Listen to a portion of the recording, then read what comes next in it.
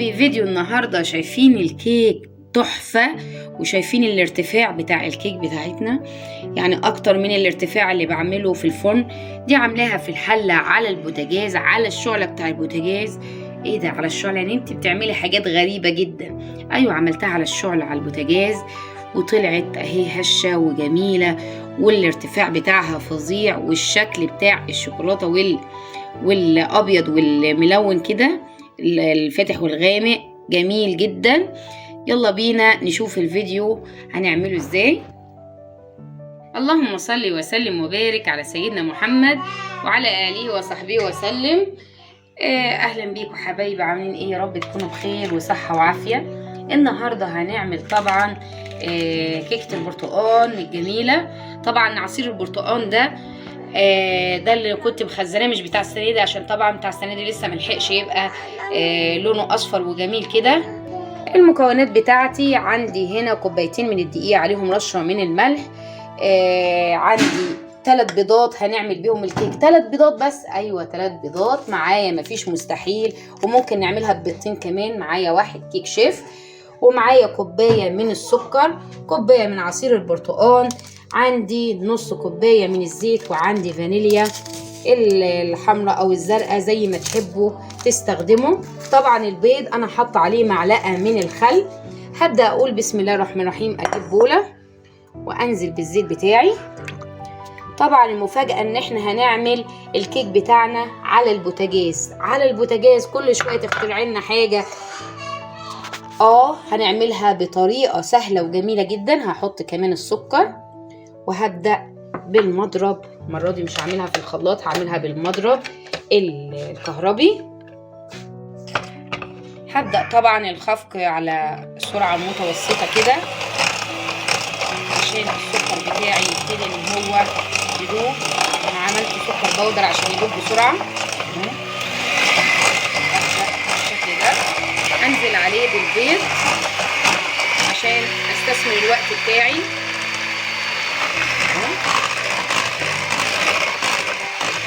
شويه شويه كده هزود السرعه بتاعتي عشان السكر بتاعي يدوب.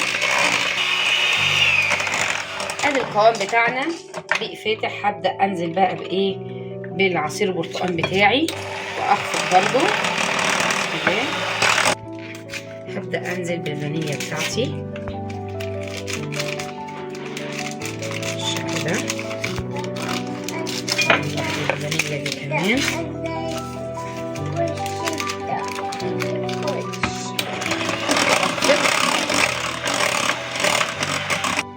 الخليط بتاعي خفقته كده. هبدأ بقى بالملح على كوبايتين الدقيق، وهنزل بالكيك شيف. طبعا الكيك شيف جميل جدا، يعني انا احب استخدمه في الكيك عن البيكنج باودر، لان فيه محسن كيك فبيخلي الكيكه هشه وجميله. وهبدأ ان انا اعمله كده، وهبدأ اضيف بقى شويه للخليط وانا بخفقه اهو.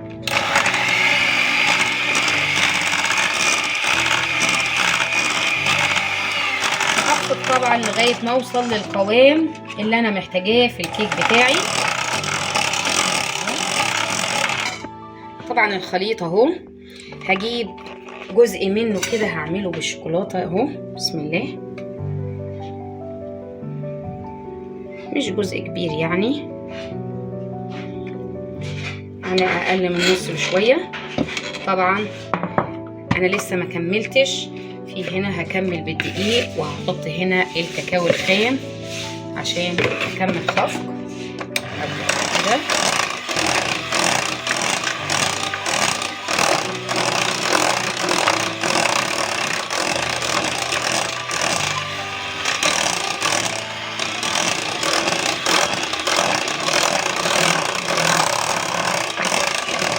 طبعا ما اضربش عكس الاتجاه عشان الهواء.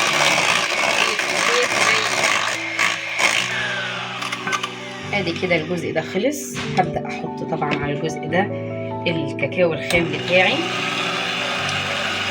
شوية.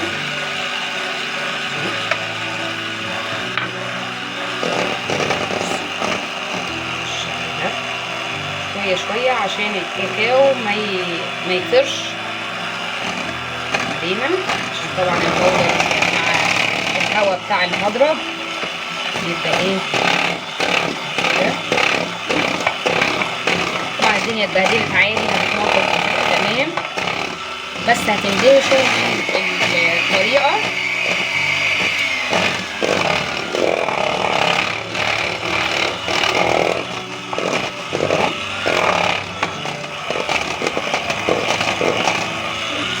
كده تمام جدا. شايفين؟ بس عايزه شويه صغيرين من الدقيق، هي نص معلقه بالظبط اللي فاضيه.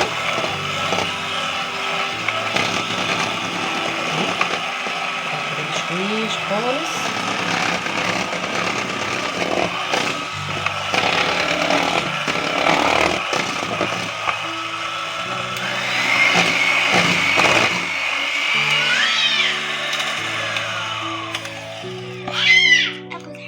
كده خلاص هجيب بقى الحلة اللي هعمل فيها على البوتاجاز ونشوف هنعملها ازاي بالشكل الجميل اللي احنا هنعمله. ادي حبايبي الحلة بتاعتي، حلة تيفال عادية. هحط ده برطمان ازاز، ممكن كوباية، هحطه كده بالشكل ده. شايفين؟ هبدأ عايزة هنا الكوباية اللي كان فيها عصير، لسه ما غسلتهاش، بس ايه هحطها كده بالشكل ده تمام. وهنزل، غرضي طبعا للكوبايه دي ان يبقى فيها حاجه مشرشره كده، فانا عندي كوبايه اقل شويه عشان ما تقعش. بسم الله. هبدا بقى انزل، يبقى عندك كبشه وكبشه تمسكون بايديكي كده. هبدا انزل زي كبشه كده. بسم الله الرحمن الرحيم. انزل بقى بالشوكولاته كده.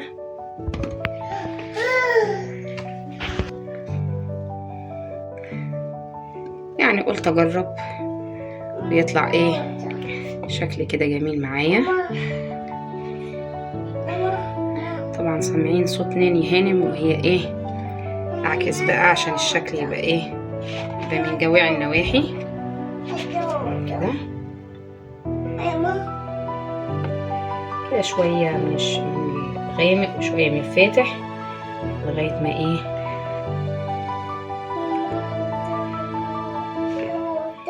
اهو كده. هبدأ كده لغاية ما اخلص الخليط اللي معايا. ادي حبايبي شايفين شكل الكيك من تحت عامل ازاي. طبعا هبدأ ان انا افضي كده الحاجات اللي على الكوباية بحيث ان هي تنزل لتحت اهو بالشكل ده. الف الحلة. طبعا الولاد عاملين ثورة حواليا، عايزين يعرفوا انا بعمل ايه بالظبط اهو. وانزل اللي على الازاز على البرطمان، اي حاجه كده نزليها عشان ايه اهو بالشكل ده. واشيل بقى الكوبايه دي واجي هنا بمنديل انضف البرطمان الازاز بتاعي اللي في النص. مش هشيله، انا هخليه بالشكل ده. شايفين شكل الكيك كده زي الرخامي، لون رخامي كده جميل. طبعا عندي هنا صينيه الدهان تقيله، هبدا ان انا احطها على البوتاجاز ونشوف هنحط الحله عليها. ادي حطيت طبعا الصينيه على البوتاجاز، عايزاها تسخن جدا جدا جدا قبل ما احط الحله. اجهز بقى الغطا الحله. عندي الغطا بتاعي اللي هو النوع اللي هو الازاز وفيه ثقب كده. طبعا الثقب ده نجيب منديل كده ونسده بايه، بعصايه الشيش طاووق او بعود كبريت. ادي العود الكبريت، هبدا ان انا ايه اعمله بالشكل ده، الف عليه المنديل اهو كده بحيث ان مفيش اي بخار يطلع من ايه. وادي الغطا الثقب اللي عندي اسده بالايه بعود الكبريت كده. كده الصينيه بتاعتي سخنت جدا. هبدا بقى اهدي النار عليها واحط الحله فيها. عرفتوا بقى ليه عايزه صينيه سميكه؟ عشان ما تحرقليش الكيك من تحت. ههدي النار خالص، هخليها زي الشمعه واسيبها بقى تعيش مع نفسها لغايه ما تستوي وارجع لكم. ادي حبايبي بعد ما عدت عليها حوالي ساعة هبدأ كده اشيل بشويش بالعصاية بتاع الشيش طاووق. بسم الله. اعملها طالعة نظيفة، اعملها من الناحية التانية طالعة ما فيهاش اي حاجة. طبعا لو فيها اي شوائب يبقى دي ايه مش مستوية، لكن استوت وتمام التمام جدا اهو شايفين. بسم الله ما شاء الله، جميلة جدا جدا. كده هطفي عليها البوتاجاز وهبدأ بقى ان انا ايه سيبها طبعا لغاية ما تبرد، وبعد كده هسلك البرطمان ده من النص ونشوفها مع بعض ونقطع. ادي خشت البرطمان حبايبي، طبعا هي لسه سخنة. هبدأ بقى ان انا انزلها في الطبق. بسم الله. طبعا الاول من الجناب عشان ما تنزلش مفرفتة، عشان هي طبعا سخنة كده. بسم الله. ادي حبايبي شايفين شكلها مستوية اهو جميلة جدا. بسم الله الرحمن الرحيم. هبدأ ان انا اطلع كده.